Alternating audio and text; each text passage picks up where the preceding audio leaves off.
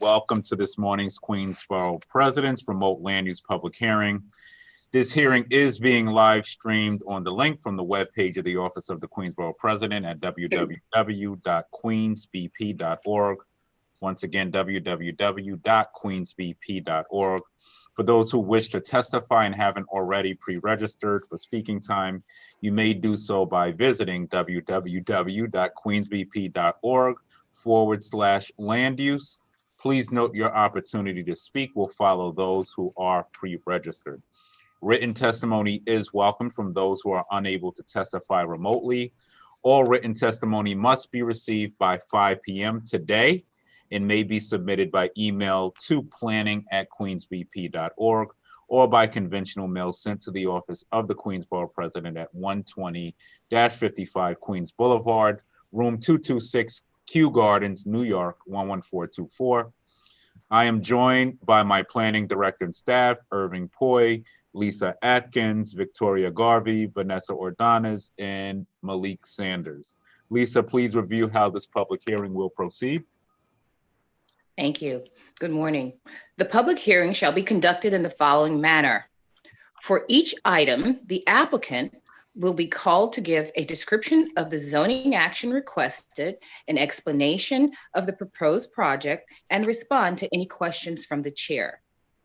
The floor will then be open for public testimony. For each speaker, they will have 3 minutes to state their position. A signal will be heard when the 3 minutes have passed.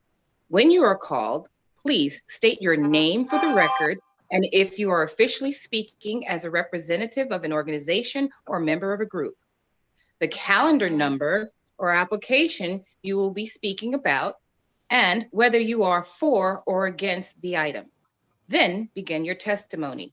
Speakers will be called to testify on an alternating basis and for or against that item. At the discretion of the chair, should there be a large number of speakers on any particular item, it may be put on second call. Thank you for your cooperation. Thank you, Lisa. You've just been advised on the proceedings of this hearing and how it will be conducted. Please keep your comments on the application you're speaking about. Please stay within the allotted 3 minutes. When you hear the signal, please wrap up and finish your comments. The chair reserves the right to ask speakers for clarifications or further information regarding the application or comments. Lisa, please call the first calendar item. Certainly. Calendar items number 1 and 2 are related items. ULURP number 200272ZMQ and ULURP number 200273ZRQ. The applicant, 68-19 Rego Park LLC, affected community board number 6. Please begin. Good morning, Borough President. Thank you and your staff for having us this morning. My name is Frank St. Jacques. I'm an associate with Ackerman LLP. We're land use counsel for this rezoning. I'm going to go ahead and share my screen, a brief presentation, and then myself and members of the project team who are also present will be available to answer questions. Just see if I can get this back. Okay, great. Can everyone see my screen? Great. All right, so we're here to present an application for a zoning map amendment to change an existing C81 and R4 zoning districts to an R6A and R6A C23 zoning district, as well as a text amendment to establish the Mandatory Inclusionary Housing Program, or MIH, within the rezoning area. And the purpose of the zoning map and text amendments is to facilitate the development of a mixed-use residential, commercial, and community facility building with 87 units. Under MIH, approximately 26 of the units would be permanently income restricted. The proposed rezoning area is bounded by Woodhaven Boulevard to the west, the center line of the block to the north, 68th Road to the south, and Alderton Street to the east. You can see it's shaded on this zoning map. The project area, as you can see on the zoning map, is partially within a C81 zoning district and partially within an R4 zoning district.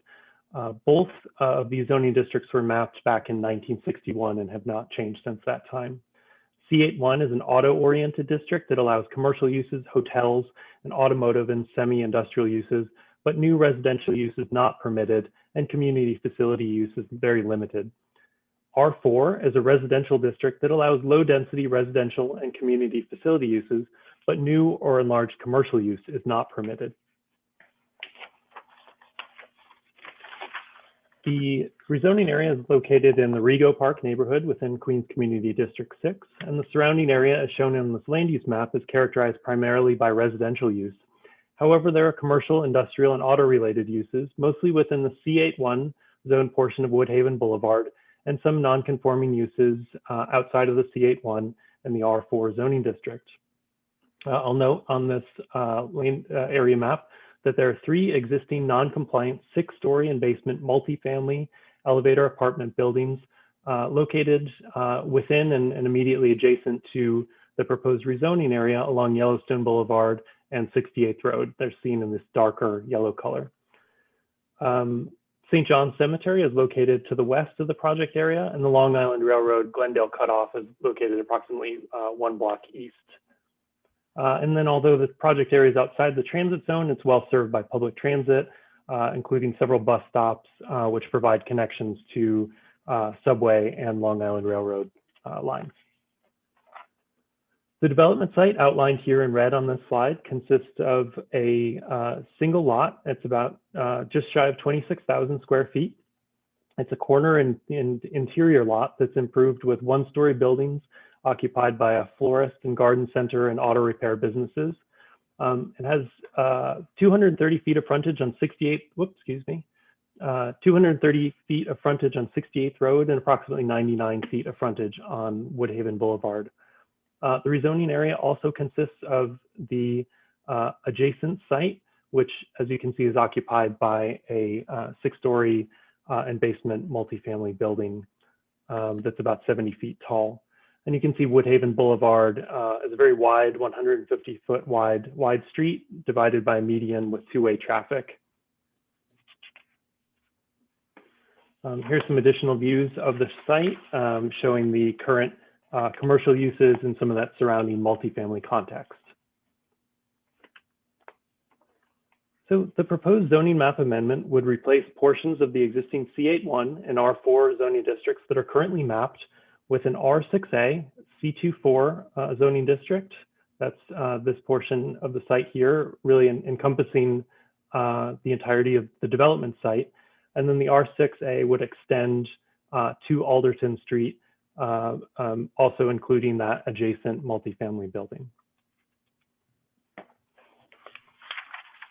The proposed development is a new 7-story mixed-use building with 87 units. It has approximately 92,000 square feet of total floor area, about 78,000 of which would be residential, with 8,000 square feet for local retail, and about 6,300 for community facility uses. The proposed unit distribution is a mix of studios, 1s, 2s, and 3 bedrooms, and the MIH units are proportionally distributed as well. 26 of the units would be permanently income restricted under the mandatory inclusionary housing program, and parking would be provided within the development. The proposed development rezoning reflects existing land use patterns, reflecting the presence of the multifamily residential buildings in the surrounding area and local commercial activity along Woodhaven Boulevard. And the proposed increase in density is supported by the location of the rezoning area along Woodhaven Boulevard, which is a wide street, and the availability of public transportation to the project area. It also replaces just move forward. Here's a site plan showing the proposed development. As you can see, it's set back both on Woodhaven Boulevard and as well as 68th Road. And it will have accessory parking both at a surface parking lot as well as into the cellar.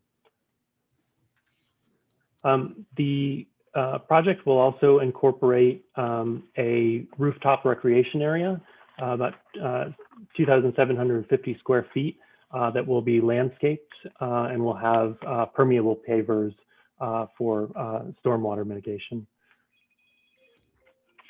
Here's some illustrative renderings of the site. I'll just note that the site, the design for the site has changed due to a request from the local community board to lower the height. It was initially proposed at 8 stories, which is what these renderings reflect. It is now proposed to be a 7-story building. This was a commitment that was made in writing to the land use committee. And so these renderings reflect an 8-story building. We just didn't have time to change that, but we are planning to build a 7-story building now. And then I've mentioned that the project is subject to the MIH, Mandatory Inclusionary Housing Program. As such, we are partnering with HANIC to be the project's MIH administering agent. Their role in the project will be to handle the advertising and marketing, lottery management, applicant processing, tenant selection. They'll handle every aspect of the MIH. They're a long-standing member of the Queens community, and we're happy to be partnered with them. We do have members of HANIC here available for questions as needed. That concludes our presentation. I know we went through a lot of that quickly, but we're happy to answer any questions. Great. Glad to see you were very responsive to the community board on the height. And very happy to see the, I think the last time we spoke, we were talking about the rooftop and being creative on that, and glad to hear you come back with some plans on that. Just a few questions. So let's go to jobs. What are you doing to make sure that you're working with community-based organizations on local hiring? Do you anticipate any good jobs on this site, whether via construction or building service workers? This is Steve Sinacori, if you want me to just take that question. We intend to hire building service workers, and those building service workers will be paid a prevailing wage. So hopefully we can hire people from the local community to fill those jobs. And our intention was to work with 32 BJ. We've reached out to them, but are waiting to hear back. And then, any on the construction jobs, we're open to, once we hire a general contractor, to hire local people. We haven't really found any particular not-for-profit group that could, generate, generate workers for us in the neighborhood. So if you have a suggestion, or your office has a suggestion, we can happy to reach out to them. In the past, we've worked with Urban Upbound, but Urban Upbound I don't believe they have a facility in the neighborhood. So any suggestions on that would be helpful. We do plan on, at the end of the ULURP process, or close to the end of the ULURP process, on hiring a GC, and we could circle back and engage on that. At the very least, I would suggest working with Workforce One at the very least. Sure. And I would hope that you're speaking. Who's the council member here? Is it Ulrich? Or no, the council member here is council member Kozlowitz. Kozlowitz, okay. So so you should check in with her if there are any organizations, and we could do that as well. That could be helpful on the hiring front. That would be good. And then talk about MWBE procurement. Sure. So going hand in hand with that, when we select our general contractor, he will be instructed to reach out to the city. Provides a list. I believe it's the Department of Small Business Services, and maybe your office has a list, I'm not sure, of MWBE contractors in Queens that we could reach out to and provide them with copies of all of the different bid packages. And we hope to reach a goal of 30% MWBE participation. Again, we like hope.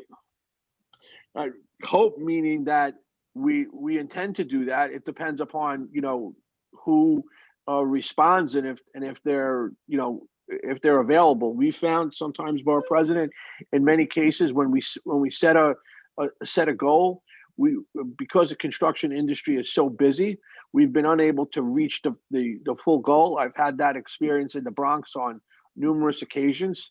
So, so 30% would be wonderful. But we want to make sure that there's inventory, because a lot of these companies seem to be busy with all of the contracting that, all of the building that's been going on. So our goal is 30%. I mean, we're happy to start working on that as soon as we hire our GC. Right, and if you can get that to us in writing, that would be good. And we certainly, could find some sort. I'm sure there are a lot of contractors, MBEs, who are certainly looking for work at this moment. So we just need to do a better job at outreach if that's the case. But I find it hard to believe we couldn't find, some queens. Yeah, I mean, we haven't. I'm just giving you my experience, but certainly, I agree with you. We certainly have a goal to reach. If we can go beyond that, even better. Yep. I know that the list that I'm talking about is something that's assembled by Department of Small Business Services, because there's a difference between those that are certified and not certified. So in the past, we've found, minority and women-owned businesses that are not certified. So, and we've had them on the jobs, but I wonder if those would, actually meet the goal because they're not certified. So I think this, the steps that, we've actually helped people through the DSBS process to get certified in the past. Okay. So, so that's what, that's our experience. Okay, I look forward to hearing more on that. Any community-based space? Are you doing a rooftop? And what is your strategy around retail at this moment for the ground floor? Was there any request by the board for any specific retail? There was no request for any specific retail, to the extent that, we'd like to have some local retail, possibly a medical use. We'll, as we go forward, we'll try to attract local businesses. The retail market is in flux, but we understand that medical uses are extremely important given the pandemic. So we're happy to continue that conversation with the council member as well, to see if she has any ideas. And then just the last thing, I didn't hear anything on energy efficiency. I'll let Frank take that question. Yes, Borough President. So the building will be required to comply with pretty stringent Department of Buildings regulations related to energy. We'll also incorporate sustainability measures and emissions control measures that are now required as part of the New York City Climate Mobilization Act rules, which are now in effect. So things like Energy Star appliances, LED lighting. There's a number of features that will be incorporated into the building to conserve energy and make it run more efficiently, and also comply with the building code and Climate Mobilization Act. Great. And did we go through how many units? Which MIH option are you using? So it's MIH option 2. However, the applicant has committed to the community board in writing to provide 2 of the 3 income bands at 60% AMI, resulting in a lower weighted average than the 80% that would be required under MIH option 2. So it's sort of a modified lower MIH option 2. Great. Alrighty, I think that's it for me. I don't know if Irving or anyone else has any questions. Yeah, I just had a couple of questions. First, I'd like to request a copy of the presentation you just gave us. Of course, yeah, I can send that. And secondly, if you've written any letters of commitment to the community board, in addition to the letter the borough president requested, if you can get that to us, we appreciate it. Absolutely, you can have those this morning. Okay, so I just had some questions about the building heights. I know that across 68th Road, there's a couple of apartment buildings. So is your building the same height as those buildings, or is it a little taller? The 7-story building that is now proposed has a height of 73 and change, so just shy of 74 feet. The building immediately adjacent is 69.5 feet. And the two other buildings across the street are about the same height, about 69 or 70 feet. So we're really right in line with the three existing adjacent buildings in terms of height. That was really, through pretty robust discussion at Community Board 6, they wanted to see a building that was in line with the adjacent buildings, which resulted in the reduction to 7 stories here. Right. And I know it's early in the process, but are any of the existing uses on the site now slated to return once construction is finished? So I think that the idea is to bring back the florist as a use group 6 florist. It's, we're immediately across the street from the cemetery. That's a long-standing business, and ownership of the building has been running that business for, I believe, for decades now. Okay. And the hope is to bring that business back. Right. Thank you. I have no further questions. Thank you. Are there any members of the public who wish to testify on this item? All right, seeing none, we will close this application and we'll move on to the next. Lisa, if you want to call the next item. Calendar items number 3 and 4 are related items. ULURP number 2002820ZMQ and 2000383ZRQ. The applicant is MedRep Associates LLC, affected Community Board number 1. Please begin. Good morning, everyone. Again, Frank St. Jacques from Ackerman. I'm going to go ahead and share my screen. Bear with me one moment.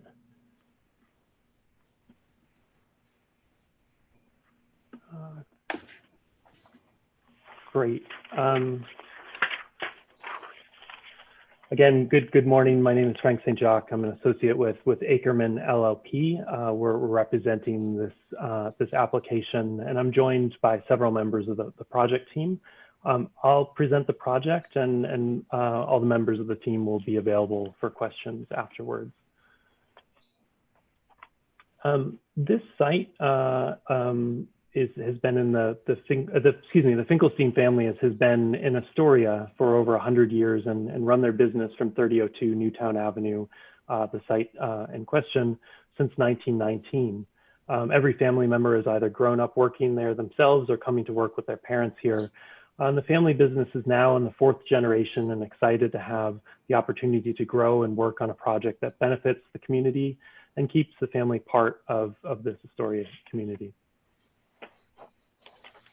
So we're here to present an application for a zoning map amendment to change an existing C44A zoning district to a C44D zoning district, as well as a zoning text amendment to establish the Mandatory Inclusionary Housing Program, or MIH, within the proposed rezoning area.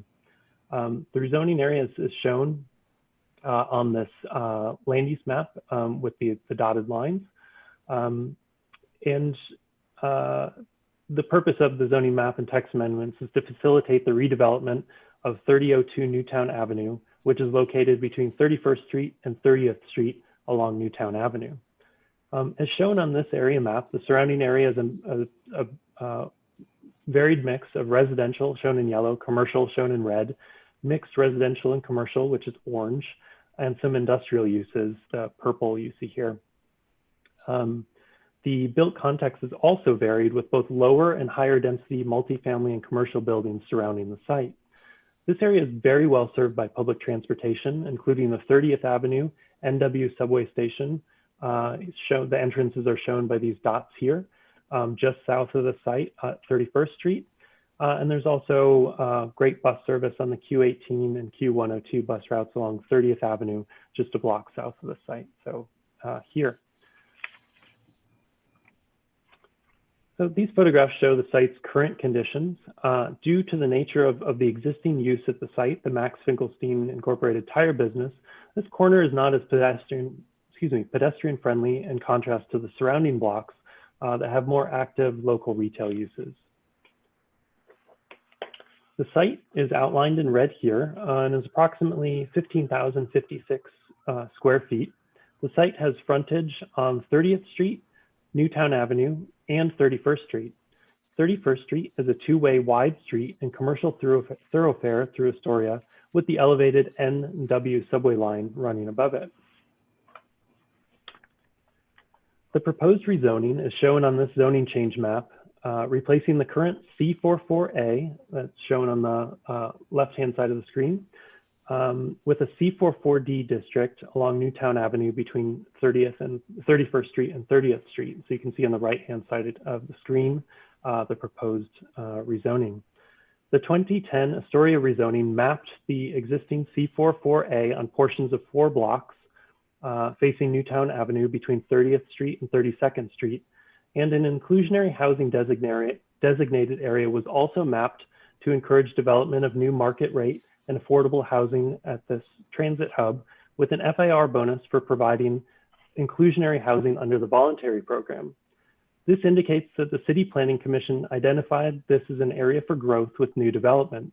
However, over the past 10 years, no new buildings have been developed within the C44A that utilize the voluntary inclusionary housing program.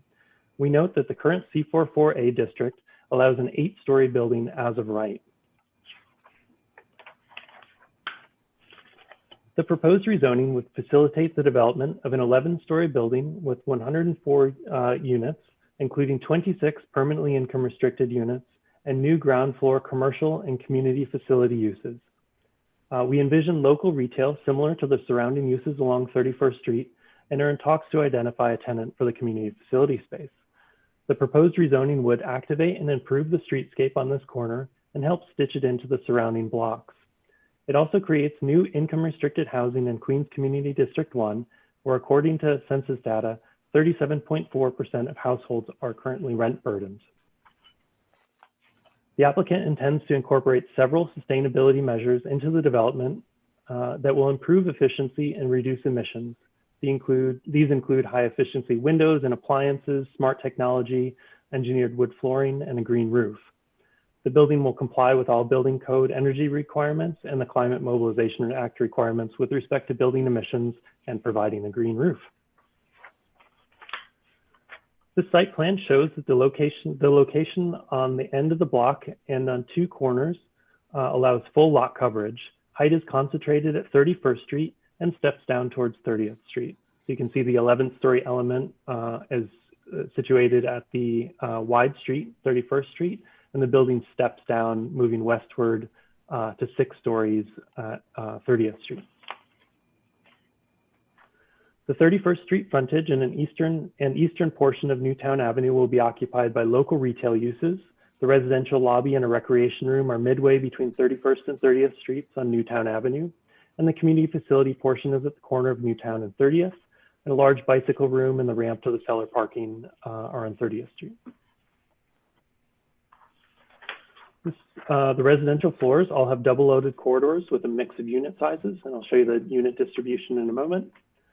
And this elevation drawing shows the Newtown Avenue facade where the height is concentrated at 31st Street, a wide street with elevated subway tracks. Then the building steps down, as I mentioned, to 6 stories at the western portion. And this illustrative rendering shows the building in context of the surrounding neighborhood. You can see the elevated subway line along 31st Street and some of the precedent for height in the area. Here we have the unit breakdown and income limits for the 26 of permanently income restricted units required under mandatory inclusionary housing option 1. MIH option 1 requires a weighted average of AMI of 60% for 25% of the residential floor area. And also note that 10% is required at 40% of AMI. The unit distribution is shown here with 29% studios, 29% 1 bedrooms, 23% 2 bedrooms, and 19% 3 bedrooms as well as the breakdown with the units and the corresponding MIH unit breakdown, which we saw on a previous slide. And then these renderings just further show the building form, how it's articulated, uses different building materials and glazing, and steps down. It also shows that the ground floor will be activated with new commercial and community facility use, improving the pedestrian experience along 31st Street, Newtown Avenue, and 30th Street. And then this is my final slide, just again showing the building looking southward along Newtown Avenue, and how the ground floor non-residential use would really activate that streetscape, differing it from the existing use at the site today. I'm going to pull down my screen, but I'm happy to pull it back up for reference as needed as we answer any questions. Thank you. Go back to the affordability again. You're using MIH option. Which option again? Option 1. Okay, great. And I just want to go through some of the concerns the community board raised. Of course. We'll start with delivery drop-off zones. Right. So we are happy to be in touch with the Department of Transportation. This is a common problem we've seen on other projects, and we've heard it loud and clear from Queens Community Board 1. So we think that there's an opportunity to have a conversation with DOT about potentially reserving a delivery drop-off zone for this building. And go through, I know there was a concern about rental costs for the community facility space. So have you decided to do discounted rental space? And are you working with any community-based organizations on filling? This is Steve Sinacori. I think that the owner is here as well. Jacob, do you want to take that question? Yeah, hi, this is Jacob Intel. I'm representing my family, the Finkelstein family, fourth generation. So I worked with APAC on the original deal. We had a signed letter of intent for about 2 years. We signed in December 2018. Without going into detail, their rent was substantially under market, right? We're bringing a community facility because we've been in the area so long, and we want to bring a use to the building that benefits the community. Since our first community board meeting, we're already in talks with another theater company that 3 community board members recommended to us. And we've also reached out to a number of other community facility spaces. Okay, great. And I think we had previously talked about open space. Can you go through any of your strategy around open space for the neighborhood, green space? Yes. So we're planning on the rooftop, right, to have open green space. The lot is a very strange shape, though, and doesn't really allow for a lot of ground floor open space. But we're also, I think, exploring, as per the community's request, opportunities to provide stewardship to the nearby Athens Square Park. Jacob, I know you've already. Yeah, I'm meeting with Ms. Bresler next week to go to the park, and we're open to adopting the park as a family, right? Because it's a benefit for everyone at the end of the day. So we're very open to it. We love the community, right? We've been here for 120 years and at this site for 102 now. So I grew up here, and so did everyone in my family. So have you been here 102 years? 102, yeah. So you've been here 102 years. You look mighty good, by the way. I know, right?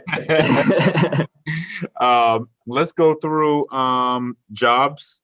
Steve, so you know what I'm going to ask. What are we doing around good jobs? Any community-based organizations you're working with on ensuring that there's jobs commitment and MBE? So again, yeah. So in this instance, Laura and George, who's with us, has already reached out to 32BJ to set up a meeting with 32BJ, and the hope in that would be that we negotiate a neutrality agreement that would allow all of the building service worker jobs to be through 32BJ. In this particular instance, we are in an area that is served by urban upbound. Mhm. So I think, Lauren, I don't know if you had Yeah, the chance to speak. Go Yep. ahead. So I just wanted to jump in. So we, again, I think this is about timing, and Jacob can attest that the family is fully committed to working with local groups. So we'll work with the NYCHA Rees. I mean, as Steve just mentioned, Urban Upbound is the organization that I think is best suited for this part of Western Queens. But we'll also reach out to LaGuardia Community College. We can work with Pursuit, which has some more technical training. Used to be called Coalition for Queens. I worked with JUK many years ago when I did a studio for Western Queens. So I think, when the time comes, they're definitely engaged and committed to reaching out to local groups. I'll try to do that sooner than later. Sooner than later. Hear you. Got that. All right, I think that's it on my questions. Irving or anyone else have questions? Malik, Lisa? Yeah, actually, I have more of a request, excuse me, for a copy of this presentation that you gave us today. Definitely. And just out of curiosity, so I guess the family is going out of the tire business, or are you relocating, or? No, yeah, no, this has been, we're relocating our headquarters. So Hope is staying in Queens. yeah, for sure. We have we have a lot of local employees, right? So we don't want to move them, and there's a lot of office space available. So we definitely plan on staying in Queens.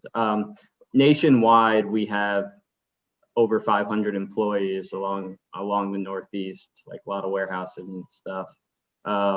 This has just been our main headquarters, but as we move into the future generations, we feel like this is the best fit for this property. And I do want to mention, we do plan on running this development like our family business. Over 500 employees, 50% are minority and women employees, and also our family business is 50% women owned. So all inclusive. Is that 500 jobs in Queens? No, that's along the East Coast. Oh, the East Coast. So Yeah. how many jobs are we talking about in Queens, roughly? We have about 30 employees in our office today. And you're going to relocate them to another location, or Yes, definitely in Queens. have you figured out where, or? Well, we want to get a little bit farther along with the process before we pick something, right? We still have a little bit of time, but Right. somewhere in Long Island City or Astoria. All of our employees are used to taking, being Okay. in the area. We don't want to move. And once the project is constructed, are you maintaining ownership and management? That's the plan. Yep. Okay, thank you. I have no other questions. Presentation. Thank you. Any other questions? All right, any members of the public wish to testify on this item? All right, seeing none, we will close these calendar items. And Lisa, I don't know if you have the date for the next land use hearing yet. February 25th. February 25th will be our next, sorry, I see it now. Will be our next land use hearing, same time most likely, so please tune in. And thank you all for your presentations today. This hearing has now concluded. Thank you. Thank you.